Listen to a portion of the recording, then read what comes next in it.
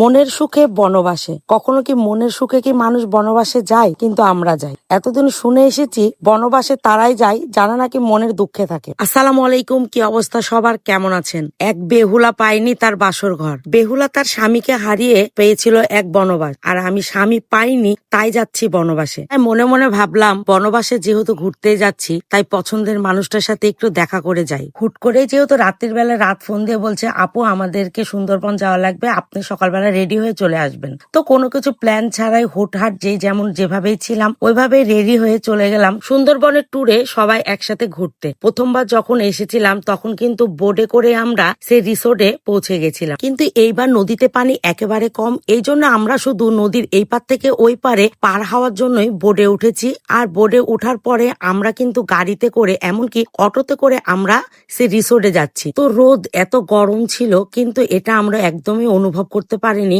কেননা আল্লাহর প্রকৃতির এত সুন্দর একটা বাতাস ছিল, সেই বাতাসে রোদ গরম কোনো কিছুই আমরা অনুভব করতে পারিনি। এই পার থেকে ওই পারে পার হতে আমাদের খুব জোরে 5 থেকে 7 মিনিট সময় লেগেছে, কিন্তু তার থেকেও বড় কথা হচ্ছে এখানে নামার ব্যবস্থা একেবারে অন্যরকম ছিল।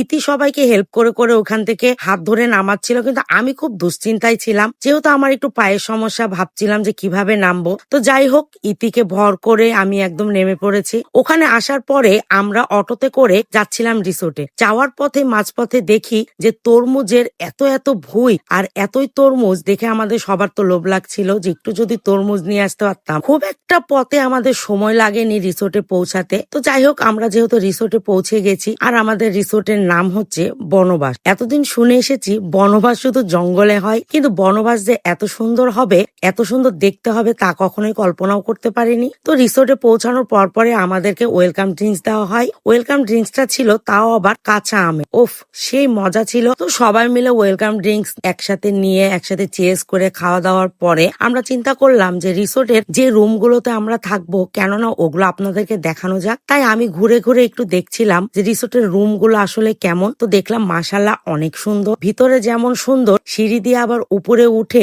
একদম সেই সুন্দর একটা ভিউ। অবশ্যই এই জিনিসগুলো ভিডিওতে দেখে আপনাদের যতটুকু ভালো না লাগবে, আপনারা নিজেরা এসে নিজের চোখে দেখে অনুভব যতটুকু করবেন তার থেকে বেশি সুন্দর লাগবে। তো ভিডিও শেষ করে একটু খাওয়া দাওয়ার জন্য গোসল গোসল করে রেডি হলাম। সকালবেলা আমাদেরকে দিয়েছিল খিচুড়ি, আলু ভর্তা, ডিম ভাজা, ওফ কি যে মজা। তো সবাই মিলে খাওয়া দাওয়া একসাথে শেষ করে রুমে এসে কিছু হোক আর না হোক ভাই, আমার ঘুম আগে ইম্পর্টেন্ট, এজন্য কিছু না দেখেই আমি একদম ঘুমিয়ে পড়েছি। আর একেবারে ঘুম শেষ করে উঠেছি দুপুরে 3টা সাড়ে 3টার সময় খাওয়ার জন্য।